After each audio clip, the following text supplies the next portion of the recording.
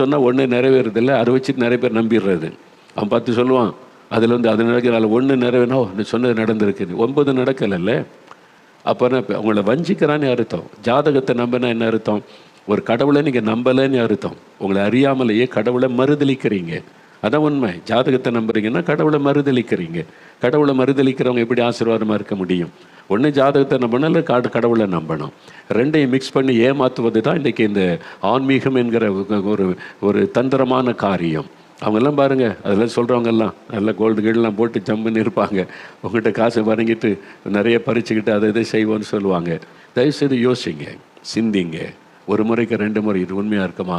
ஒரு ஆராய்ச்சி. அதை கண்ணால் காண்பதும் போய், காதால் கேட்பதும் போய், தீர விசாரிப்பதுமை. கொஞ்சம் விசாரித்தாரிங்க, அதை பற்றி சிந்திங்க.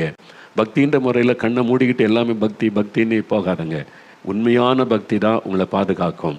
கடவுள் பயத்தோடு கூடிய